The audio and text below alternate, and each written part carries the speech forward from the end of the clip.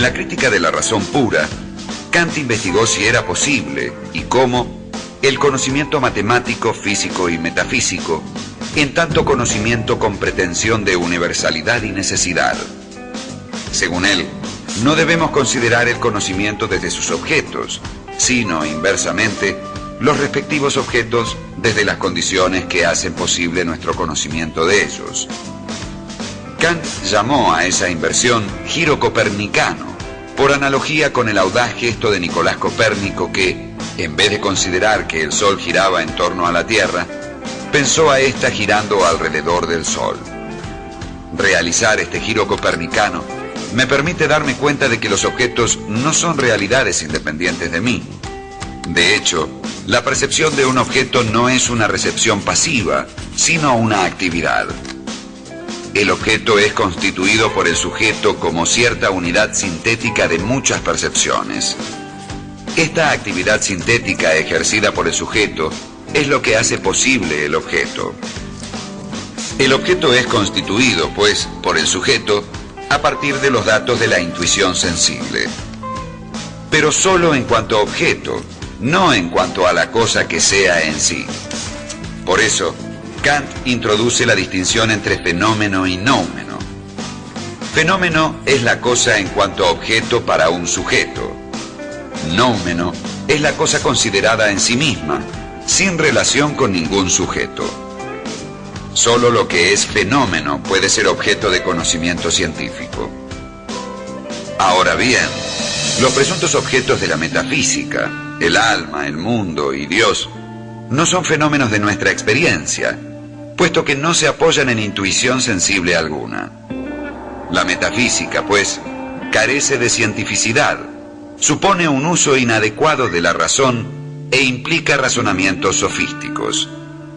Pero las ideas metafísicas no surgen, sin embargo, arbitraria o caprichosamente, sino que se originan en la estructura misma de la razón, según Kant.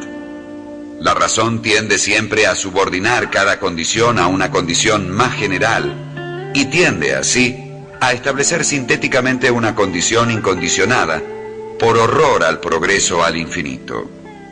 Esta ilusión trascendental no cesa jamás, pues es natural e inevitable. De tal modo, nunca podremos conocer los presuntos objetos de la metafísica, pero tampoco podremos dejar de preguntarnos acerca de ellos. La metafísica, según Kant, es imposible como ciencia, pero es ineludible como tendencia inherente al hombre.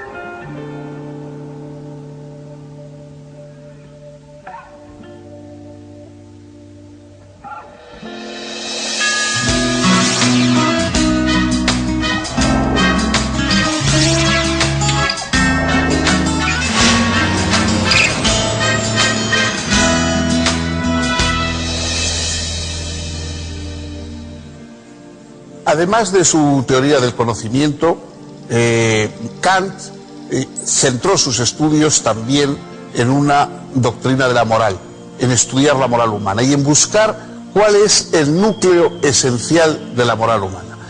La moral está relacionada con la acción, con la actividad. Nosotros no somos dueños de todas las consecuencias de nuestras acciones, es decir, estamos viendo permanentemente que hacemos cosas cuyos resultados son opuestos o por lo menos diferentes a lo que habíamos buscado. Entonces eso nos puede inhibir, decir, bueno, ¿para qué voy a intentar yo realizar tal o cual cosa si luego sus resultados van a ser muy distintos? Kant piensa que lo práctico y lo verdaderamente moral en cada uno de nosotros es la buena voluntad. Lo único que nosotros no podemos renunciar es a tener buena voluntad. Es decir, si yo actúo con buena voluntad, sean cuales sean las consecuencias, nadie me puede reprochar moralmente nada. Pero ¿en qué se basa la buena voluntad moral? Toda la moral está formada por imperativos, es decir, por órdenes. Hay que hacer esto, hay que hacer aquello, hay que evitar aquello o hay que no hacer aquello otro. Estos imperativos están en toda nuestra vida. Constantemente estamos dándonos órdenes, digamos, a nosotros mismos de acuerdo con lo que queremos hacer. Hay imperativos, digamos, condicionales, es decir, de acuerdo a algún proyecto, algún objetivo que tenemos. Si yo quiero coger un avión que sale muy temprano, debo levantarme temprano. Entonces, el imperativo es que debo levantarme temprano si quiero tomar ese avión, si no, no hace falta que me levante. Lo verdaderamente moral serían unos imperativos que no estuvieran condicionados por nada más que porque somos seres humanos. Que nuestra condición humana condicionase, obligase a determinados imperativos. Y este imperativo entonces que todos deberíamos asumir solo por ser humanos, es decir, por ser racionales, Kant lo expresa de varias maneras, pero el conjunto, el centro, es que cada uno de nosotros actúe de acuerdo con una máxima que pueda desear que se convierta en ley universal para todos. Es decir, que si yo voy a actuar de un modo, pueda decir, ojalá todo el mundo puesto en estas condiciones actuase de esta misma manera que voy a actuar yo. ¿Qué quiere decir eso? Que así obtendremos que todos somos fines, que todos somos objetivos y no simplemente instrumentos en manos de otros. Si yo, cuando voy a hablar a alguien, digo la verdad, puedo decir tranquilamente, deseo que todos los seres humanos en mismas condiciones digan la verdad. Si miento, no puedo convertir ese principio en ley universal, porque yo no quiero que me mientan a mí. Yo deseo mentir para obtener una ventaja, pero no deseo que los demás puestos en esas mismas circunstancias me mientan, porque si no el lenguaje sería imposible. Eso no se puede convertir entonces, la mentira no puede ser base de moralidad, porque es imposible convertirla en ley universal, a diferencia de la verdad que sí puede serlo. Y así ocurre con todos los demás principios. El principio verdaderamente moral es aquel que puede convertirse, que yo puedo desear que sea un principio, una ley universal para todos los demás. Y en ese sentido, los seres humanos nos reunimos en ser fines unos para otros, en estar todos en ese mundo igual de los fines y no ser ninguno instrumento, herramienta en manos de los demás.